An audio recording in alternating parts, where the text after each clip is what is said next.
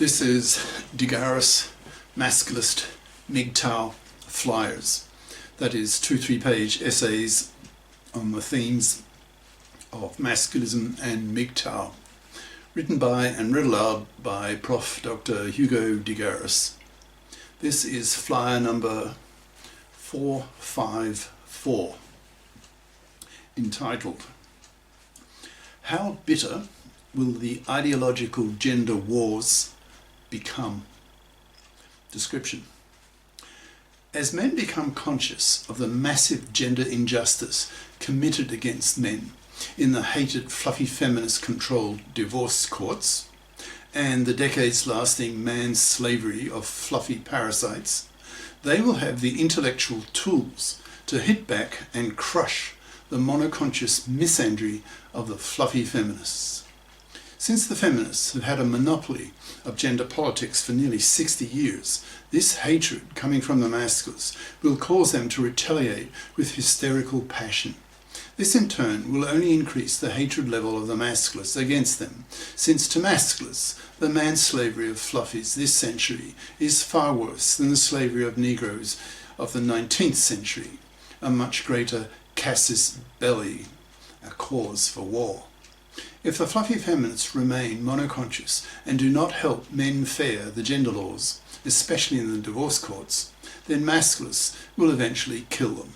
In other words, this flyer predicts that the level of bitterness in the ideological gender wars will be extreme, a war issue. Now the flyer itself.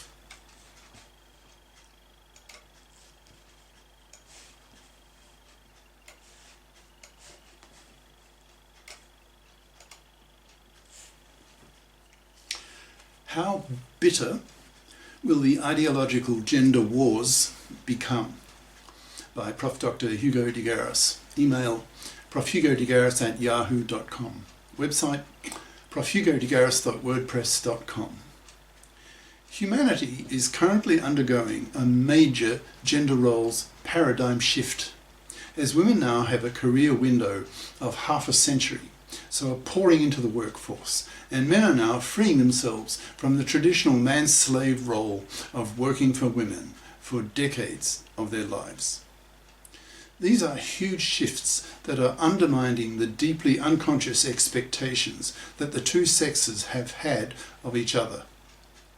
The main cause of this earthquake in gender role expectations was the male invention of the contraceptive pill and other effective contraceptive devices, so that women could control reliably the number of kids they wanted, which was usually 0, 1 or 2. More than that is usually considered too expensive, with American estimates that it costs about $250,000 to raise one kid.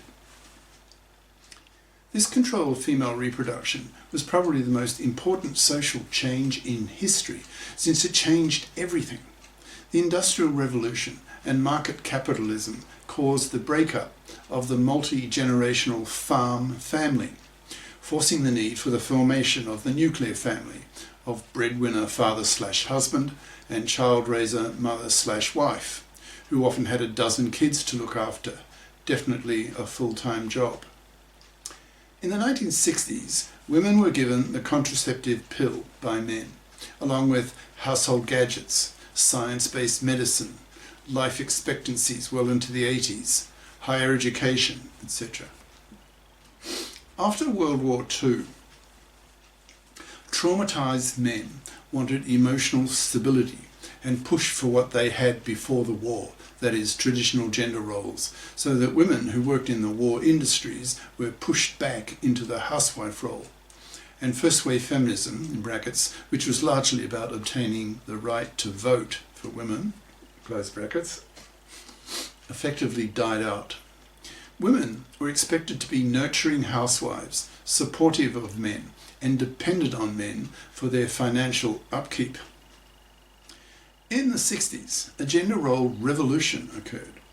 Upper middle class intellectual housewives got bored with being stuck in the home while their 1 or 2 kids were off to school.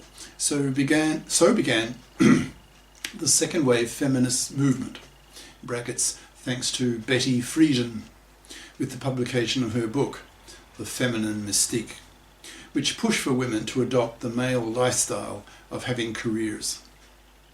This movement went overboard a bit, overselling the importance of female careerism, since millions of women bought into this new feminist ideology and devoted themselves to their careers at the expense of getting a husband and having kids. As a result, the unhappiest group of people in modern countries are now professional women in their 40s with no man in their life and no kids.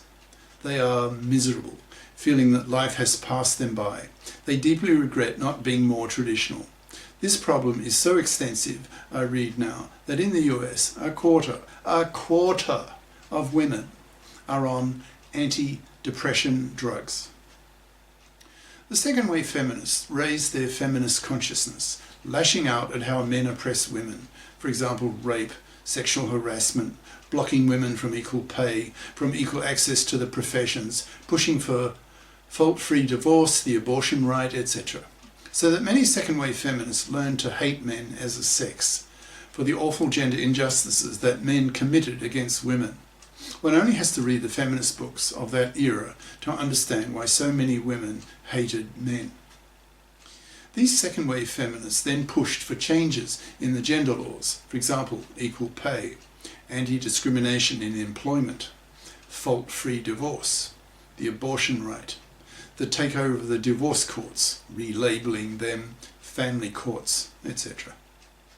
Once they had control of the divorce courts, they brought with them their unconscious, unquestioned expectations of men, that is, seeing men as the breadwinner.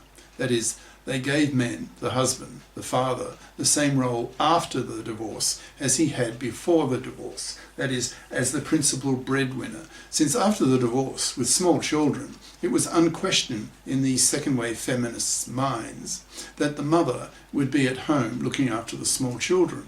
So who would be earning the living for the family? The father, of course. So these feminists created new laws that forced divorcing fathers to pay both for his kids, who were ripped away from him with a 90% probability, and for his financially parasitic ex-wife. These feminists did not impose demands on the ex-wife to get off her fat parasitic ass and fip up, that is, become a FIP, in brackets, financially independent person. So that in practice, a fluffie, in brackets, equals traditional woman who expects to be able to parasite off the money and labour of a man, close brackets, could readily and easily divorce her husband, in brackets, often her many dozenth penis, close brackets, and then sit back and live off his money for the rest of her parasitic life. Women initiate about 70% of divorces. That is, about 2/3 of divorces are started by women. That is, at a rate about twice that of men, or by men.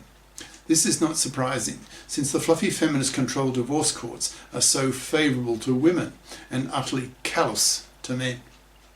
Most of the divorce courts are run on a daily basis by monoconscious feminists who know nothing about masculinist ideas, so by default have traditional expectations of men, who see men as cash machines, put on this earth to pay for women to have babies. These monoconscious feminists inevitably have negative opinions of men, having had only their feminist consciousnesses raised, so are angry at men for the ways that men oppress women, so often feel, with their power of control over the divorce courts, they are able to revenge men for these oppressions, thus committing the error that two wrongs don't make a right. In fact, the monoconscious fluffy feminists who control the divorce courts are committing a massive gender crime against men. They cause a quarter of all fathers to lose their kids. So that's not surprising that young men refuse to marry and have kids, because these fluffy feminists have made divorce so toxic for men that young men reject marriage and paternity, since they absolutely refuse to face a 1 chance in 4 of losing their kids and being forced to pay a fluffy parasite ex-wife for the rest of his life. Specifically, in a Western country divorce court, the divorcing father will lose custody of his kids with a 90% probability. that is, a near certainty. He will lose his house so that his ex-wife can raise her kids in it. He'll be forced to pay her half of his wealth, half his stuff, forced to make child payments to kids he will barely see. And if his ex-wife is a real fluffie, he may be forced to pay her alimony for the rest of his life, with no legal nor moral obligation on her to get off her fat parasitic ass and fip up. She thus remains a parasite after the divorce, the way she was before the divorce. Given the horrors of the above, it's not surprising that in many Western countries now, 2/3 of young men refuse to marry, reject paternity and live the lifestyle of the MGTOW, brackets, men going their own way, close brackets, spending their money on themselves and not risking having most of it stolen from him by the hated, fluffy feminist hypocrite divorce court system. The toxicity of the fluffy feminist hypocrite-controlled divorce courts, brackets, hypocrite because these monoconscious feminists want equal rights with men in the parliaments but reject equal obligations with men in sharing out equally the burden of earning the living by bothering to fip up and get a career-competent education at high school and college, close brackets, is the primary reason for the rise of the MGTOW movement. The MGTOWs are reacting to the toxicity of the divorce courts, controlled by monoconscious, fluffy feminist hypocrites, who by definition know nothing of men's lib, of MGTOW philosophy and masculism.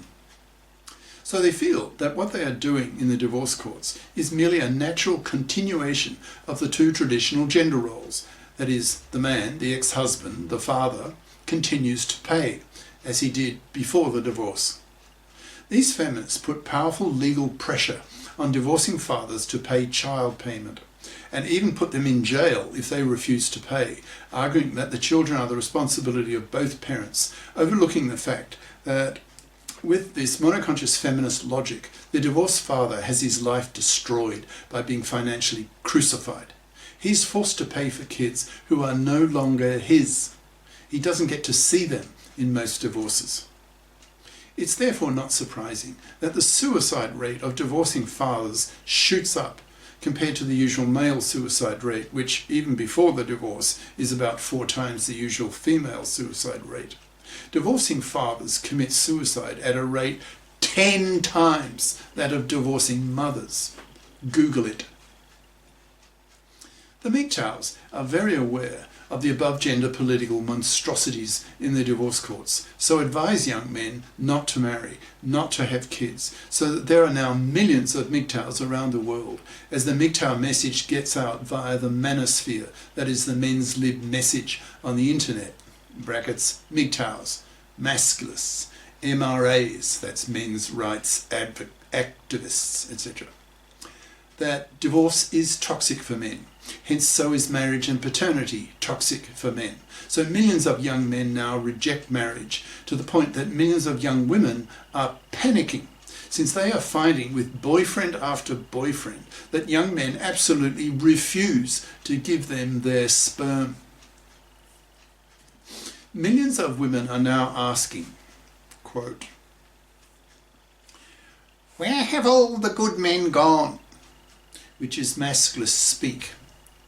In masculist speak can be translated as, quote, "Where have all the men gone who are prepared to be manslaved, parasited upon by an immoral, parasitic, manslaving, vermin fluffie, working for her for decades and running the risk of 1 chance in 4 of being financially crucified and having his life ruined by a hated, monoconscious, fluffy feminist control divorce court?" Of course, these young men are deserting marriage and paternity in their millions. They see the carnage done to their fathers, their uncles, their older male friends, and decide to wipe their hands of marriage and paternity, teaching other young men not to be a fool, not to marry and have kids until the gender laws are menfair. From the masculist perspective, the MGTOWs are reacting, capital letters, to the current gender status quo, that is, in which the fluffy feminists are in control of the divorce courts. MGTOWs are unconsciously accepting the situation where fluffy feminists call the shots. They are merely reacting to the ginocracy in the divorce courts, in the media, in movies, etc. This is probably due to the fact that most MGTOWs are young, in their 20s, 30s, 40s, who are too young to have lived through the social revolution that was second wave feminism in the late 60s, as I did when I was a young adult, who at the time was an avid male feminist, because I then hoped that feminism would make women interesting, that is, that I could share my intellectual passions with them for pure math and math physics. Ah, the naivety of youth. These young MGTOWs have grown up with monoconscious feminism, so for them it's part of the furniture and unconscious, unquestioned given, and not, as older masculists like myself see, as a social and political construct that the second wave feminists had to work for and work hard for.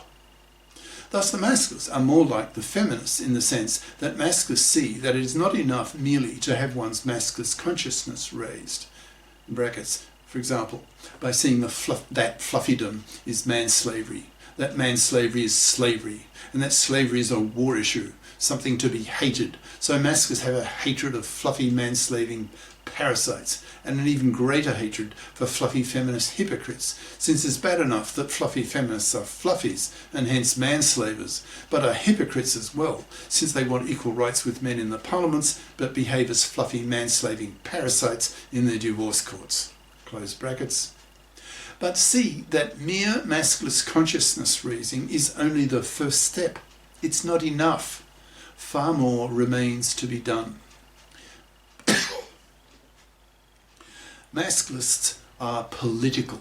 They are fighters and are out to change the gender laws, pushing women very hard to fip up or be spat at by masculists, who hopefully in not too many years will be most men, as most men have their masculist consciousness raised, as masculist ideas go